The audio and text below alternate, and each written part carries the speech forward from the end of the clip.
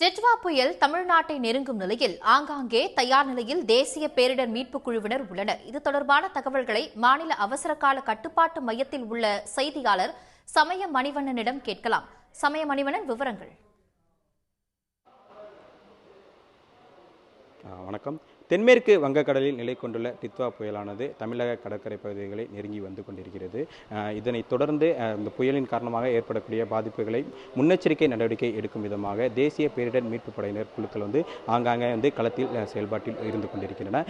இது குறித்து நம்மிடையே என்னென்ன செயல்பாடுகள் தேசிய பேரிடர் மீட்புப் படை சார்பாக மேற்கொள்ளப்பட்டு வருகிறது என்பது குறித்து விரிவாக எடுத்துரைப்பதற்காக துணை கமாண்டன்ட் கபில் சார் நம்மிடையே இணைந்துள்ளார். சார் வணக்கம் சார். நம்ம தேசிய பேரிடர் மீட்புப் படை சார்பாக என்னென்ன பணிகள் தற்போது மேற்கொள்ளப்பட்டு வருகிறது, மொத்தம் எத்தனை குழுக்கள் இப்போ களத்தில் இருக்காங்க சார்?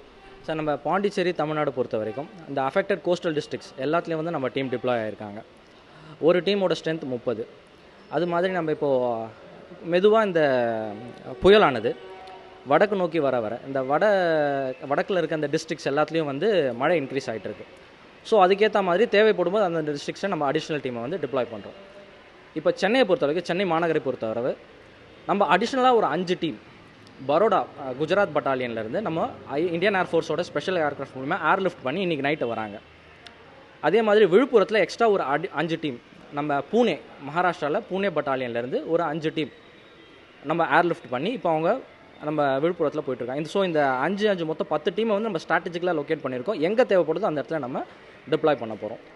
தொடர்ந்து நம்ம பணிகளை பொறுத்த வரைக்கும் எந்த அளவுக்கு நம்ம ப்ரிப்பேர்டாக இருக்கும் சார்? ஏன்னா முன்னெச்சரிக்கை நடவடிக்கைங்கிறப்போ தேசிய பேரிடர் மீட்புப் படையோட பங்குங்கிறது ரொம்ப முக்கியமானது. ஸோ எந்த அளவுக்கு நம்ம ப்ரிப்பேர்டாக இருக்கும் சார்? சாதனங்களாக இருக்கட்டும், பொருட்களாக இருக்கட்டும், ஆட்களாக இருக்கட்டும், எவ்வளோ அளவுக்கு நம்ம ப்ரிப்பேர்டாக இருக்கும் சார்?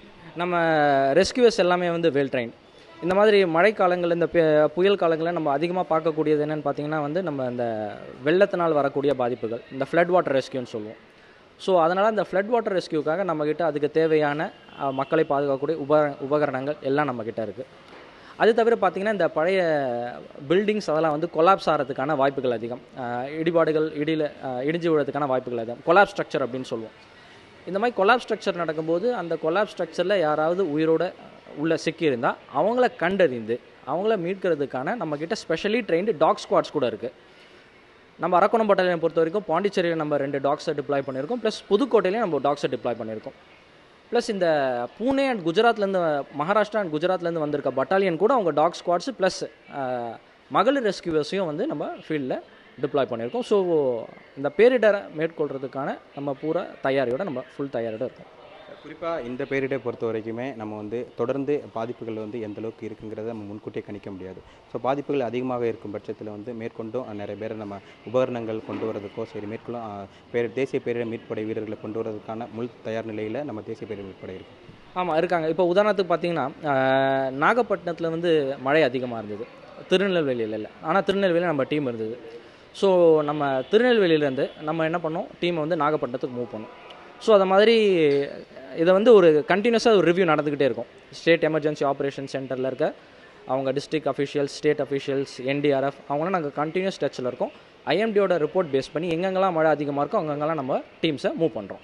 குறிப்பாக சொல்லணும்னா பாதிப்புகள் அதிகம் ஏற்படக்கூடிய பகுதிகளை நம்ம முன்கூட்டியே கண்டறிந்து அங்கே தயார் நிலையிலேயோ அதற்கான ஏற்பாடுகளுமே நம்ம பண்ணியிருக்கோமா சார்? ஏன்னா ஒவ்வொரு தடவையுமே நமக்கு ஒரு படிப்பினை கொடுத்துக்கொண்டே இருக்குது இந்த பேரிடருங்கிறது. ஆமாம், அதாவது சார் நம்ம ஒன்ஸ் நம்ம டீம் அந்த கன்சர்ட் டிஸ்ட்ரிக்ட் போனதுக்கப்புறம் அந்த டிஸ்ட்ரிக்டில் இருக்க வல்னரபிள் ஏரியான்னு சொல்லுவோம், அந்த ஏரியா நம்ம விசிட் பண்ணுறோம். உங்களுக்கு போன வருஷம் ஞாபகம் இருக்கும், திருவண்ணாமலையில் லேண்ட்ஸ்லைட் நடந்தது. ஸோ இந்த வருஷம் திருவண்ணாமலைக்கு போயிருக்க டீம் அந்த லேண்ட்ஸ்லைட் நடந்த ஏரியாவை விசிட் பண்ணாங்க.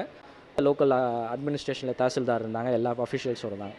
ஸோ இதில் நமக்கு என்ன கிடைக்கும்னா, சப்போஸ் அந்த இடத்துல வேறு ஏதாவது மறுபடியும் பேரிடர் வந்ததுன்னா நம்ம இன்னும் நல்லபடியாக எப்படி ரெஸ்பாண்ட் பண்ண முடியும் அப்படின்ற ஐடியா கிடைக்கும். ஸோ நம்ம டிஸ்ட்ரிக்ஸில் இருக்க எல்லா டீமுமே இன்றைக்கி என்ன பண்ணாங்கன்னா, இந்த வல்னரபிள் ஏரியா விசிட்ஸ் பண்ணி அங்கே என்னென்னலாம் பேரிடர் வரதுக்கான அறிகுறிகள் இருக்குது அப்படின்றத கண்டறிஞ்சாங்க. நன்றி சார். தொடர்ந்து தேசிய பேரிடர் மீட்பு படை வீரர்கள் இந்த பேரிடரை எதிர்கொள்வதற்கு களத்தில் தயாராக உள்ளன. மொத்தம் 25 குழுக்கள், மொத்தம் 750 பேர் என தொடர்ந்து தேசிய பேரிடர் மீட்பு படை சார்பாக தொடர்ந்து பேரிடர்களை கண்காணிக்கும் பணிகளும் சென்னை எழிலகத்தில் உள்ள மாநில அவசரகால கட்டுப்பாட்டு மையத்தில் தொடர்ந்து நடைபெற்று வருகின்றது. நேரடி தகவல்களுக்கு நன்றி சமய மணிவண்ணன். உடனுக்குடன் செய்திகளை தெரிந்து கொள்ள சன் நியூஸ் பெல் ஐகானை கிளிக் பண்ணுங்க.